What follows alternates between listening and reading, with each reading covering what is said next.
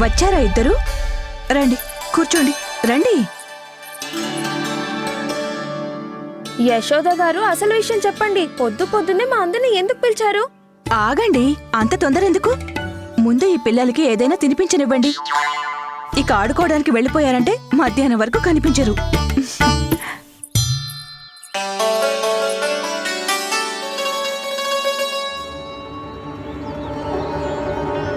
అత్తమ్మ, చూడు ఎంతలా చూపించుకుంటుందో తన ఆభరణాలని ఈ సులక్షణ. నువ్వేమీ బాధపడకు కూడలా. త్వరలో తనకంటే ఎక్కువ ఆభరణాలను ఇంకా మంచి వస్త్రాలను ధరించి తిరుగుతాం. ఇటు చూడండి, మీ ఇద్దరి కోసం ఏం తయారు చేశాను. గోకులం మొత్తంలో ప్రసిద్ధిగాంచిన నా పాలకోవా. ఇదిగో, తీసుకో. యశోదా, ఇవి చాలా ఉన్నాయి కదా. అవును యశోద గారు, ఇవన్నీ నేను కూడా తినలేను. ఎందుకు దిష్టి పెడుతున్నావు సులక్షణ? పిల్లలు పెరిగే వయసు కదా, తిననివ్వు.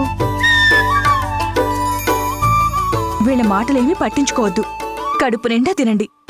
తీసుకో కన్నయ్య.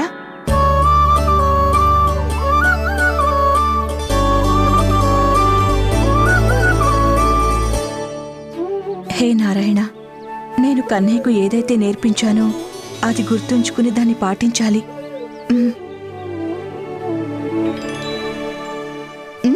తీసుకోండి. నువ్వు కూడా తీసుకో.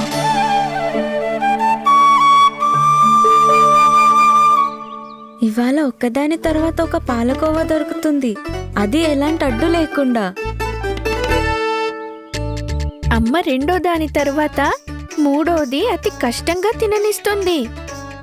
ఇవాళ పాలకోవాతో ఇంత గారాబం చేస్తుంది, ఏదో రహస్యం ఉంది. ప్రభు, ఏంటి మీరు కూడా అదే ఆలోచిస్తున్నారా? ఏదైతే నేను ఆలోచిస్తున్నానో? ఇదేదైనా పరీక్ష కాదు కదా. ఏం ఆలోచిస్తున్నారిద్దరూ?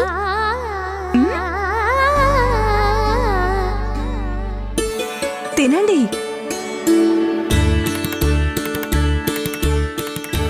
మీ కడుపు మనసు తృప్తి పడే వరకు ఇద్దరూ తినండి. చాలు యశోదా, ఇంతవరకు సరిపోతుంది. కాదక్కయ్య, ఇవి శుద్ధమైనవి, వెన్న బెల్లంతో చేసినవి. ఎంత తిన్నా ఎలాంటి హాని ఉండదు. తీసుకో, ఇంకా తీసుకోండి.